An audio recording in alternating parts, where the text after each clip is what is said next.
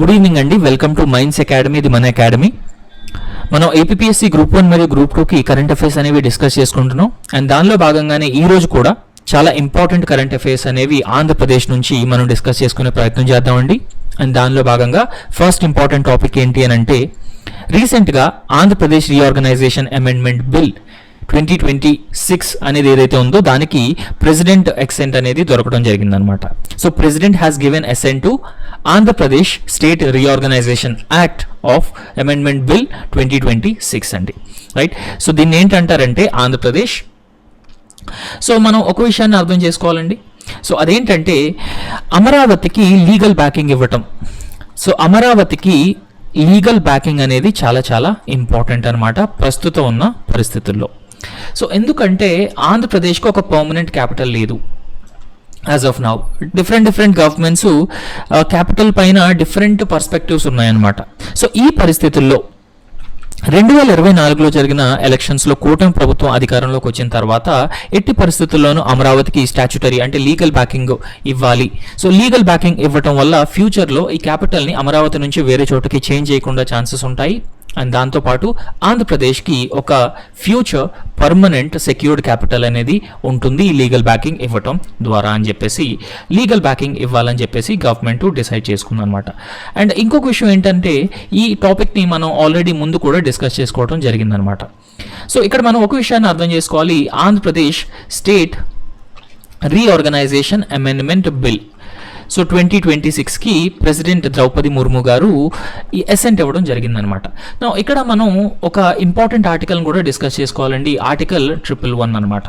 So article 111లో భాగంగా president Draupadi Murmu గారు మన Andhra Pradesh state reorganisation amendment bill 2026 ఏదైతే ఉందో దానికి అసెంట్ ఇవ్వడం జరిగింది. ఈ ఆర్టికల్ 111 అంటే 111 ఈస్ టాకింగ్ అబౌట్ వాట్ అండి.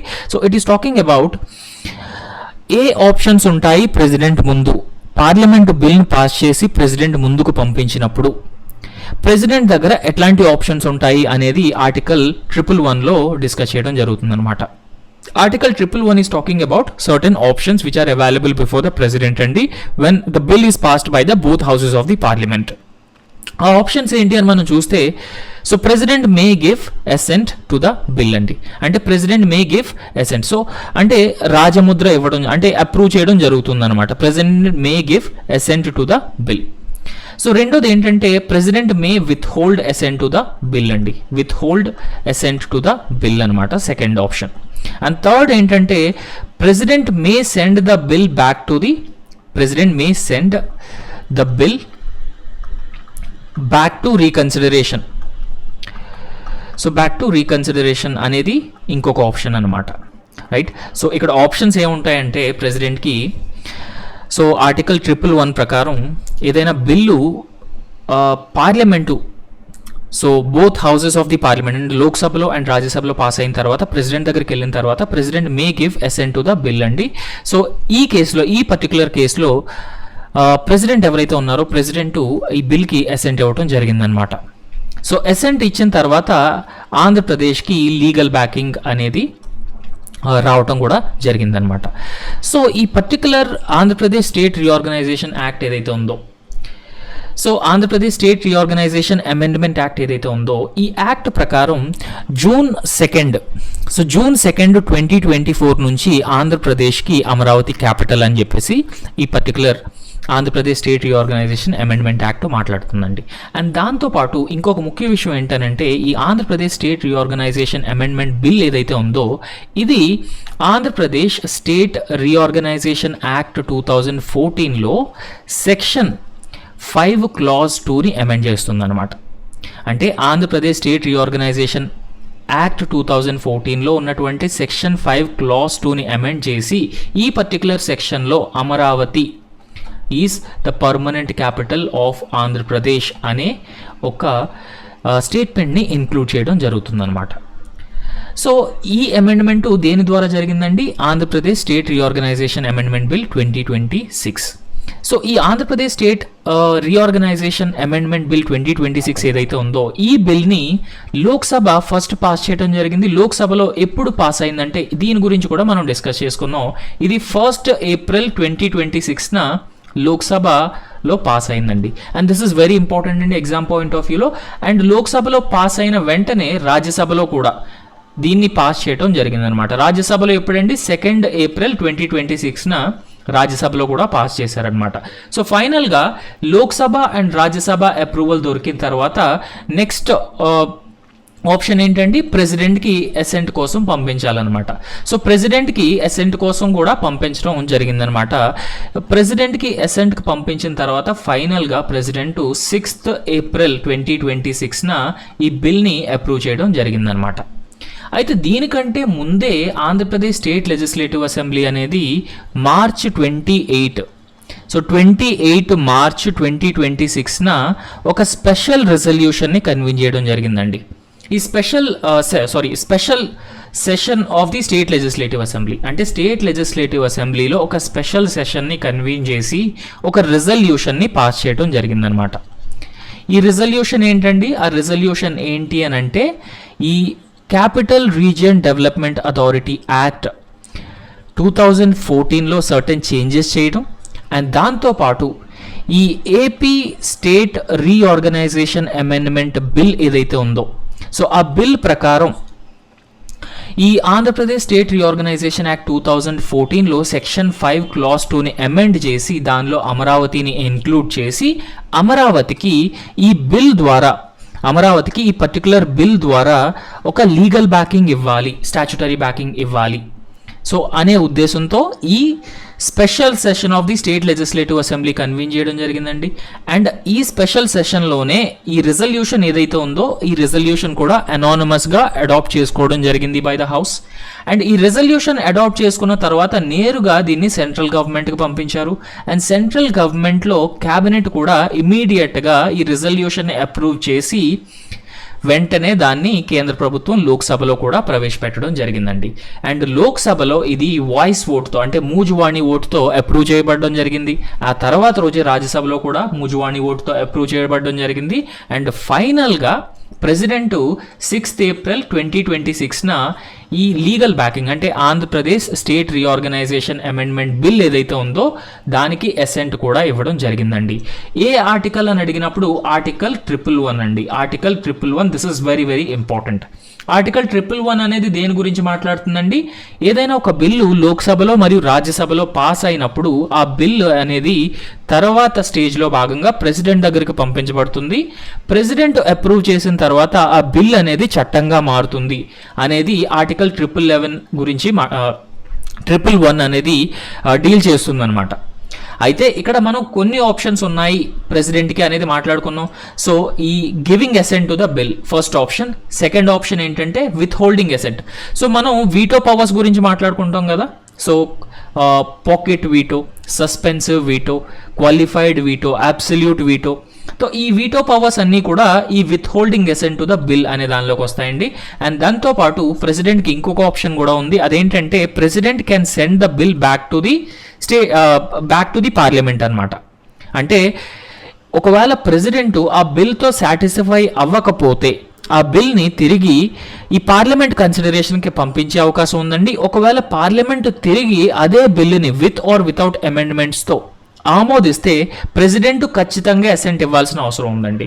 దీనిలో ఇంకొక విషయం ఏంటి అని అంటే కాన్స్టిట్యూషనల్ అమెండ్మెంట్ బిల్ అయితే ఆ కాన్స్టిట్యూషనల్ అమెండ్మెంట్ బిల్ని ప్రెసిడెంట్ కెనాట్ విత్ హోల్డ్ అండి. అంటే ఈ ఆప్షన్ అవైలబుల్గా ఉండదు ప్రెసిడెంట్. అండ్ దాంతోపాటు ప్రెసిడెంట్ కూడా ఆ కాన్స్టిట్యూషనల్ అమెండ్మెంట్ బిల్ని తిరిగి పంపించడానికి ఛాన్స్ ఉండదండి. ప్రెసిడెంట్ ఖచ్చితంగా కాన్స్టిట్యూషనల్ అమెండ్మెంట్ బిల్స్కి అసెంట్ ఇవ్వాల్సిన అవసరం ఎంతైనా ఉందన్నమాట. సో పర్టికులర్గా దీని పర్స్పెక్టివ్లో అమరావతి చాలా చాలా ఇంపార్టెంట్ అండి ఎగ్జామ్ పాయింట్ ఆఫ్ వ్యూలో.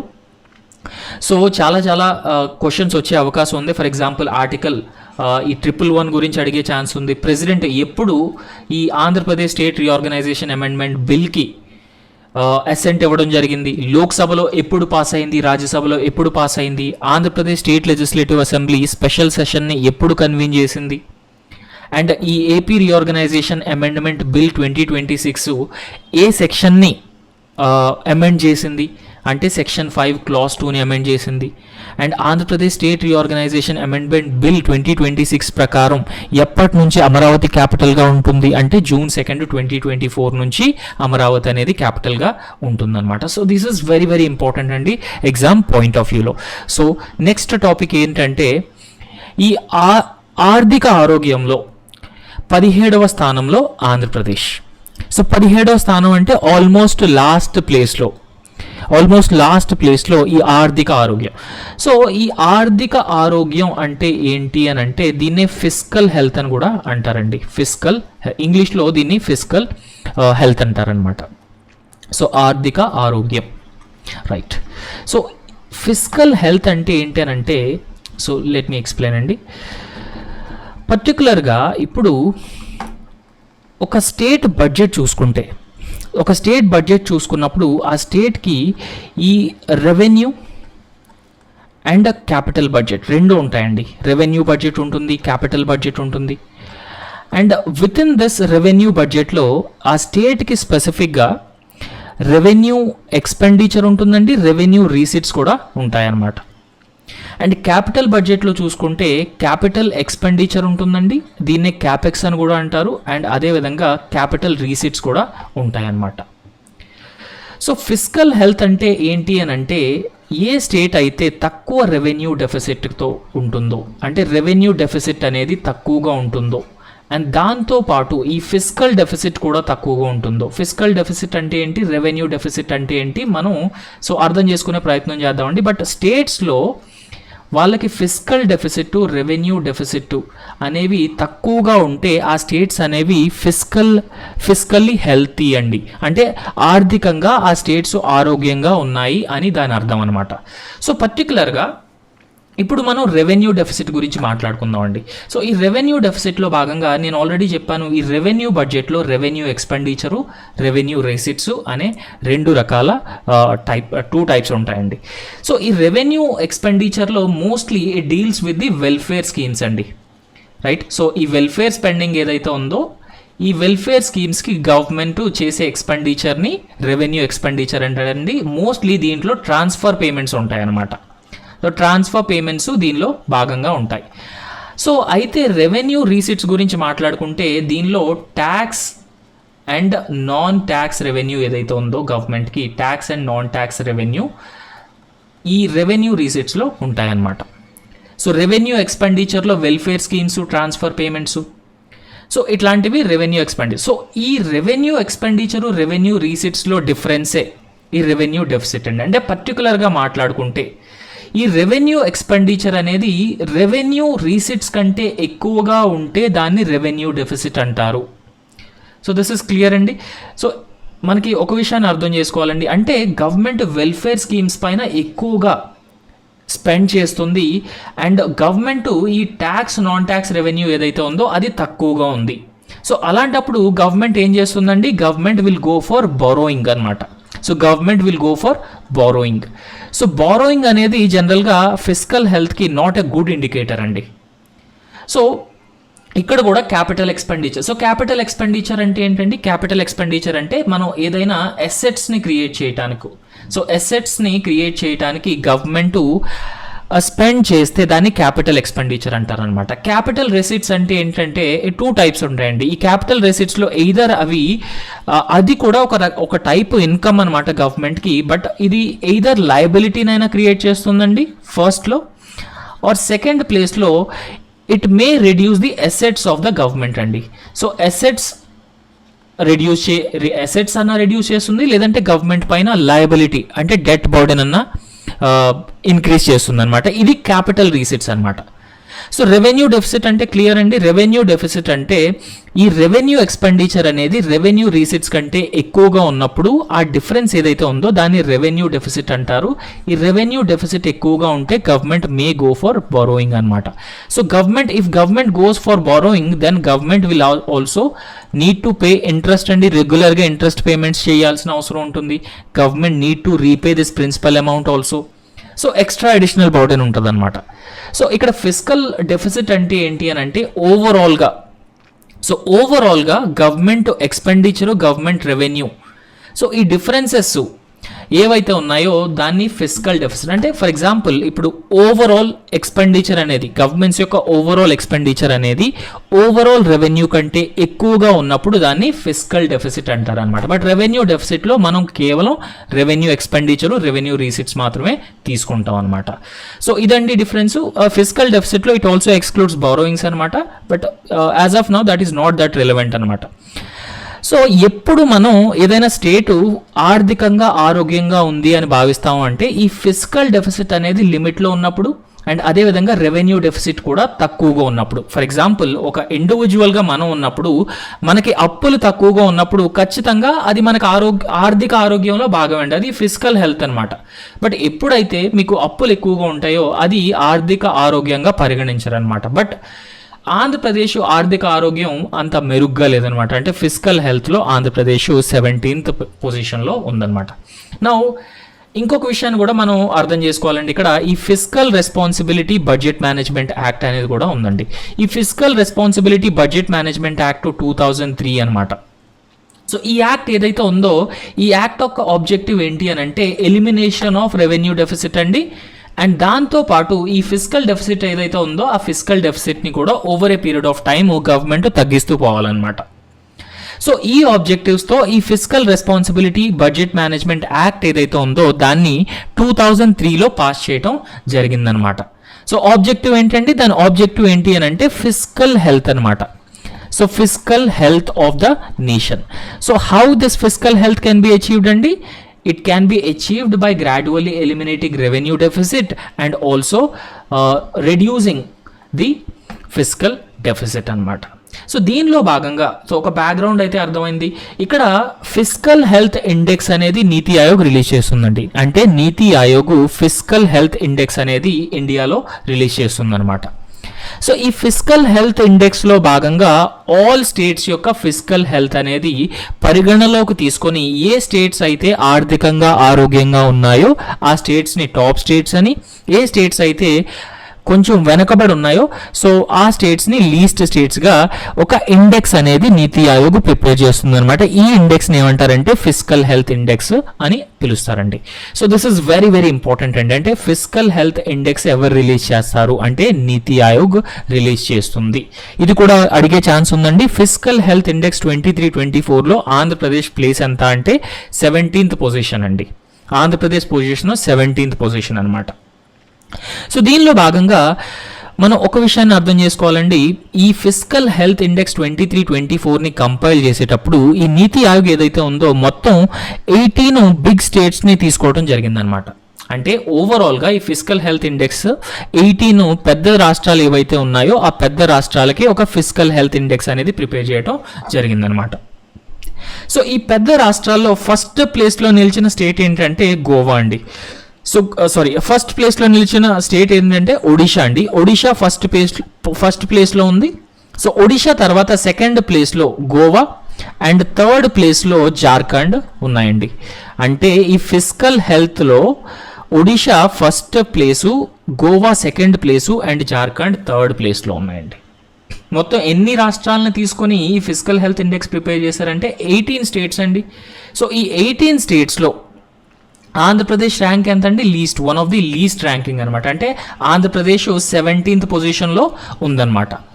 సో దీన్ని బట్టి మనం ఒకసారి చూస్తే పశ్చిమ బెంగాల్ 18వ స్థానంలో, సో వెస్ట్ బెంగాల్ 18th ప్లేస్లో, ఆంధ్రప్రదేశ్ 17th ప్లేస్లో అండ్ అదేవిధంగా 16th ప్లేస్లో పంజాబ్ ఉన్నాయన్నమాట. సో ఎందుకండి వర్స్ట్ ఫిస్కల్ హెల్త్ ఉన్నాయి ఈ స్టేట్స్కి అంటే మోస్ట్లీ ఈ రెవెన్యూ ఎక్స్పెండిచర్ ఏదైతే ఉందో ఈ రెవెన్యూ ఎక్స్పెండిచర్ అనేది బాగా ఎక్కువగా ఉందన్నమాట. ఈ ఎక్స్పెండిచర్ కూడా మోస్ట్లీ ఈ అన్ప్రొడక్టివ్ సెక్టార్స్ ఏవైతే ఉన్నాయో ఈ అన్ప్రొడక్టివ్ సెక్టార్స్లో ఇవ్వటం వల్ల ఈ ఫిస్కల్ హెల్త్ అనేది దారుణంగా ఉందన్నమాట. సో మోస్ట్లీ మనం ఫ్రీబీస్ గురించి కూడా మాట్లాడుకుంటాం అనమాట. అంటే ఉచితాలు. ఈ ఫ్రీబీస్ ఏవైతే ఉన్నాయో ఎప్పుడైతే ఒక రాష్ట్ర ప్రభుత్వం కానీ ప్రజలు కానీ ఫ్రీబీస్కి అలవాటు పడ్డారో ఆ రాష్ట్రాల్లో వర్స్ట్ ఫిస్కల్ హెల్త్ ఉంటుందండి. అండ్ ఈవెన్ మోర్ డెట్ కూడా ఆ రాష్ట్రాల్లో ఉంటుందన్నమాట. చాలా ఎక్కువ డెట్ ఉండడం, ఇంట్రెస్ట్ పేమెంట్స్ పే చేయటం అండ్ ఈవెన్ నార్మల్ వెల్ఫేర్ స్కీమ్స్కు కూడా ఫండ్స్ లేకపోవడం లాంటి పరిస్థితులు అనేవి ఈ వర్స్ట్ ఫిజికల్ హెల్త్ ఉన్నటువంటి స్టేట్స్లో ఏర్పడతాయి అన్నమాట. So this is very very important అండి ఫ్రమ్ ఎగ్జామ్ పాయింట్ ఆఫ్ వ్యూలో. సో ఆల్ రిలవెంట్ ఆస్పెక్ట్స్ అనేవి మనం డిస్కస్ చేసుకోవడం జరిగింది సో దీనిలో భాగంగా. సో నెక్స్ట్ ఇంపార్టెంట్ టాపిక్ ఏంటి అని అంటే గూగుల్ డేటా సెంటర్కు 28న శంకుస్థాపన అండి. అంటే ఈ ఆంధ్రప్రదేశ్లో వైజాగ్లో అంటే విశాఖపట్నంలో గూగుల్ డేటా సెంటర్ని ఎస్టాబ్లిష్ చేయాలని చెప్పేసి ప్రభుత్వం, అదేవిధంగా ఆంధ్రప్రదేశ్ ప్రభుత్వం మరియు గూగుల్ మధ్య ఒక ఒప్పందం కుదిరిందనమాట. సో దానిలో భాగంగానే ఈ గూగుల్ డేటా సెంటర్ని ఈ నెల 28వ తారీఖున శంకుస్థాపన చేయబోతున్నారనమాట. అయితే మొత్తం గూగుల్ ఎంత పెట్టుబడి పెడుతుంది అనేది చాలా చాలా ఇంపార్టెంట్ కంపోనెంట్ అండి. గూగుల్ దాదాపుగా 1.35 లక్షల కోట్ల రూపాయల పెట్టుబడులు తీసుకుని వస్తుందన్నమాట. ఎగ్జామ్ పాయింట్ ఆఫ్ వ్యూలో చాలా ఇంపార్టెంట్ అండి. సో టోటల్గా 1.35 లక్షల కోట్ల పెట్టుబడులు తీసుకుని వస్తుంది. అండ్ ఇది ఏషియాలోనే అతి పెద్ద డేటా సెంటర్ అనమాట. సో ఏషియాలోనే largest data centre. So Asia's largest data centre, right అండి, Asia's largest data centre. And ఈ డేటా సెంటర్ కెపాసిటీ ఎంత అంటే దాదాపు 1000 మెగావాట్ల కెపాసిటీ అనమాట. సో 1000 మెగావాట్ల కెపాసిటీతో ఏషియాలోనే లార్జెస్ట్ డేటా సెంటర్స్ని గూగుల్ ఆంధ్రప్రదేశ్లో ఉన్నటువంటి వైజాగ్లో అంటే విశాఖపట్నంలో దాదాపుగా 1.35 లక్షల కోట్లతో ఎస్టాబ్లిష్ చేయబోతుందండి. ఈ 1000 మెగావాట్లు అంటే దాదాపు 1 గిగావాట్ కెపాసిటీ ఉన్నటువంటి ఈ డేటా స్టోరేజ్ సెంటర్ని, ఆ డేటా సెంటర్ని విశాఖపట్నంలో ఏర్పాటు చేయబోతున్నారు. అండ్ దీనిలో భాగంగా ప్రభుత్వం గూగుల్కి దాదాపు 600 ఎకరాల భూమిని కూడా ఇవ్వటం జరిగింది. వైజాగ్ ఆ చుట్టుపక్కల ఏరియాస్లో దాదాపుగా 600 ఎకరాల భూములను కూడా ప్రభుత్వం ఇవ్వటం జరిగిందండి. సో ఈ గూగుల్ డేటా సెంటర్ వల్ల ఏమవుతుందంటే ఆంధ్రప్రదేశ్ అనేది గ్లోబల్ ఇన్వెస్ట్మెంట్ క్యాపిటల్ అనేది గ్లోబల్ ఇన్వెస్టర్స్ని అట్రాక్ట్ చేస్తుందండి. సో గ్లోబల్ ఇన్వెస్టర్స్ని అట్రాక్ట్ చేస్తూ మోర్ ఎఫ్డిఐస్ని తీసుకురావడానికి ఛాన్సెస్ ఎక్కువగా ఉన్నాయి. సో ఎఫ్డిఐ ఎక్కువగా రావటం వల్ల ఇన్ఫ్రాస్ట్రక్చర్ డెవలప్మెంట్ జరుగుతుంది, ఎక్స్పోర్ట్స్లో వృద్ధి ఉంటుంది, అండ్ దాంతోపాటు ఎంప్లాయ్మెంట్ క్రియేషన్ కూడా జరుగుతుంది, అండ్ దాంతోపాటు స్కిల్ డెవలప్మెంట్ కూడా ఉంటుంది. అండ్ ఇట్లాంటి ఎఫ్డిఐస్ వల్ల ఓవరాల్గా స్టేట్ డెవలప్మెంట్ స్ట్రక్చర్ అనేది కూడా కంప్లీట్గా చేంజ్ అయిపోవడానికి ఛాన్సెస్ ఉన్నాయండి. ఎందుకంటే 1.35 లక్షల కోట్ల ఇన్వెస్ట్మెంట్ అంటే మామూలు ఇన్వెస్ట్మెంట్ కాదండి. And that to particular company like Google నుంచి అంటే దాదాపుగా వాళ్ళు $15 బిలియన్ అనేది విశాఖపట్నంలో ఇన్వెస్ట్ చేస్తున్నారండి. So this indicates that Andhra Pradesh is doing good in terms of is of doing business అండి. సో ఈజ్ ఆఫ్ డూయింగ్ బిజినెస్లో ఆంధ్రప్రదేశ్ ఈజ్ డూయింగ్ వెల్. అందువల్లనే గూగుల్ లాంటి సంస్థలు కూడా ఈ మహారాష్ట్ర, గుజరాత్, తమిళనాడు లాంటి రాష్ట్రాలు కాకుండా ఆంధ్రప్రదేశ్లో ఇన్వెస్ట్ చేయడానికి ఇంట్రెస్ట్ చూపిస్తున్నాయి అన్నమాట. ఈ ఈజ్ ఆఫ్ డూయింగ్ బిజినెస్లో చాలా ఉంటాయండి. For example immediate and quick approval process అండి, రైట్. సో ఈ క్విక్ అప్రూవల్ ప్రాసెస్లో భాగంగా ఆంధ్రప్రదేశ్లో ఈ సింగిల్ విండో క్లియరెన్స్ అనేది కూడా తీసుకుని రావడం జరిగింది. ఈ సింగిల్ విండో క్లియరెన్స్లో ఏదైనా ఒక పరిశ్రమ స్థాపించినప్పుడు క్లియరెన్స్ కేవలం 21 డేస్లోనే ఇమీడియట్గా దొరుకుతుందన్నమాట. అండ్ దాంతోపాటు availability of land is a consideration అండి. అండ్ దాంతోపాటు స్కిల్డ్ వర్క్ ఫోర్స్ కూడా ఒక కన్సిడరేషన్. స్కిల్డ్ వర్క్ ఫోర్స్ ఎందుకంటే ల్యాండ్ అవైలబిలిటీ గురించి మనం మాట్లాడుకున్నప్పుడు గవర్నమెంట్ కూడా సపోర్ట్ చేయాలండి ల్యాండ్ ఎక్విజిషన్లో. అండ్ ల్యాండ్ కూడా అవైలబుల్గా ఉండాలి, స్కిల్డ్ వర్క్ ఫోర్స్ ఉండాలి. So to make sure that their investments are successful. And skilled work ఫోర్స్తో పాటుగా ఇన్ఫ్రాస్ట్రక్చర్ కూడా ఉండాలండి.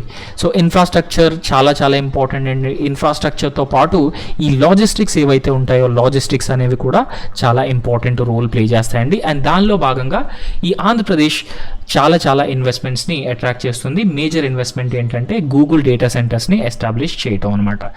అండ్ దానిలో ఒక విషయాన్ని మనం అర్థం చేసుకోవాలండి. ఈ గూగుల్ డేటా సెంటర్ ఏదైతే ఉందో ఇది 2028 సంవత్సరం చివరిలోగా కంప్లీట్ చేయాలని చెప్పేసి లక్ష్యంగా పెట్టుకున్నారనమాట. దాదాపు ఎన్ని వందల ఎకరాల భూమిని గూగుల్కి ఆంధ్రప్రదేశ్ గవర్నమెంట్ ఇవ్వడం జరిగిందండి. 600 ఎకరాల భూమిని గూగుల్కి ఈ డేటా సెంటర్ ఎస్టాబ్లిష్ చేయడానికి ఇవ్వడం జరిగిందనమాట. సో దట్స్ ఆల్ అండి. Thank you so much. So please like our video. And subscribe our YouTube channel. Thank you so much అండి.